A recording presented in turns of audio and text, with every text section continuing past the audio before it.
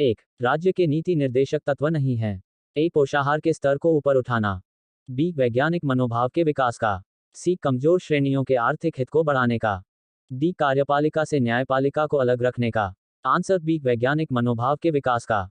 2, राज्य के नीति निर्देशक तत्व में क्या शामिल है जो मूल अधिकार में नहीं है?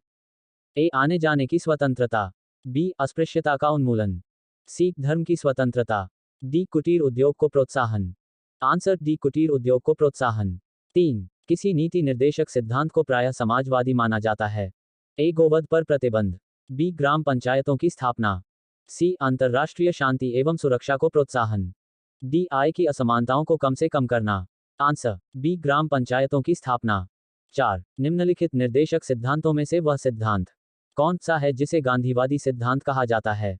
ए, स्वशासन के प्रभावी एकलों के रूप में ग्राम पंचायत का संगठन।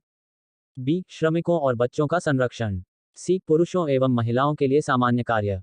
डी, कार्यपाल। आंसर ए, स्वशासन के प्रभावी एकलों के रूप में ग्राम पंचायत का संगठन। 5, नीति निर्देशक तत्व का महत्व किसके लिए है?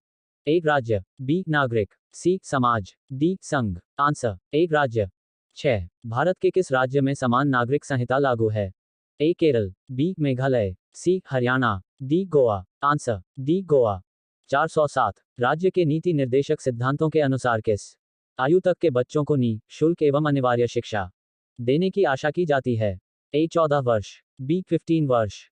सी, 16 वर्ष। डी, 18 वर्ष। आंसर ए, 14 वर्ष। 8, भारतीय संविधान के कौन से संशोधन अधिनियम द्वारा टकराव की दशा में राज्य की नीति निर्देशक तत्वों को मूल अधिकारों पर वरीयता प्रदान की गई है? ए, 42वां। बी, 26वां। सी, 43वां। डी, 52वां। आंसर ए, 42वां। 9, भारतीय संविधान के अंतर्गत कल्याणकारी राज्य की अवधारणा निम्नलिखित में से किस अनुच्छेद में वर्णित है? ए, अनुच्छेद 38। बी, अनुच्छेद 36। सी, अनुच्छेद 49। डी, अनुच्छेद 51। आंसर ए, अनुच्छेद 38। 10, समान न्याय और निःशुल्क विधि सहायता का प्रावधान संविधान के किस अनुच्छेद में है? ए, अनुच्छेद 39। बी, अनुच्छेद 39 ए। सी, अनुच्छेद 40। डी, अनुच्छेद 44।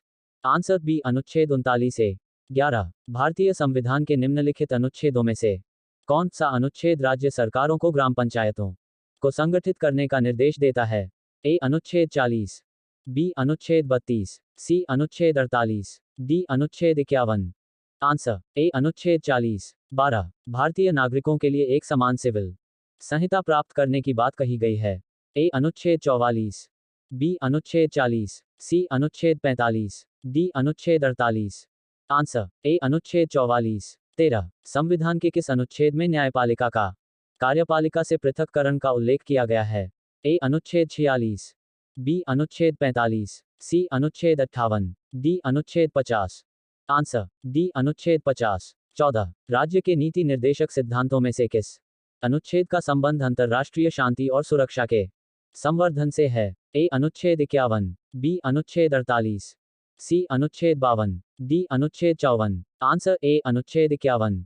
15, भारतीय संविधान के किस अनुच्छेद द्वारा निम्न दुर्बल वर्गों को शिक्षा संबंधी सुरक्षा प्रदान की गई है? ए, अनुच्छेद 46। बी, अनुच्छेद 45। सी, अनुच्छेद 47। डी, अनुच्छेद 48। आंसर ए, अनुच्छेद 46। 16, काम करने के अधिकार को राज्य के नीति निर्देशक तत्वों में निम्नलिखित में से किस अनुच्छेद के अंतर्गत रखा गया है? ए, अनुच्छेद 18। बी, अनुच्छेद 21। सी, अनुच्छेद 41। डी, अनुच्छेद 46। आंसर सी, अनुच्छेद 41। 17, इनमें से कौन राज्य के नीति निर्देशक सिद्धांतों में सम्मिलित नहीं है? ए, काम का अधिकार। बी, मद्य निषेध। सी, समान कार्य हेतु समान वेतन। डी, सूचना का अधिकार। आंसर डी, सूचना का अधिकार। 18, निम्नलिखित में से कौन सा एक संविधान के 42वें संशोधन द्वारा नीति निर्देशक तत्वों में नहीं जोड़ा गया? ए, समान न्याय तथा निःशुल्क कानूनी सलाह। बी, शोषण से युवाओं तथा बच्चों की सुरक्षा। सी, सभी नागरिकों के लिए समान आचार संहिता। डी, उद्योगों के प्रबंधन में श्रमिकों की भागीदारी। आंसर सी, सभी नागरिकों के लिए समान आचार संहिता। 19, भारत के कल्याणकारी राज्य होने का विचार पाया जाता है? ए, मौलिक अधिकारों में। बी, संविधान की प्रस्तावना में। सी, नीति निर्देशक तत्वों में। डी, बी और सी दोनों में। आंसर डी, बी और सी दोनों में। 20, शराबबंदी संविधान की किस धारा में निर्देशित है? ए, धारा 37। बी, धारा 47। सी, धारा 50। डी धारा 48। आंसर बी धारा 47। Like, comment, and subscribe.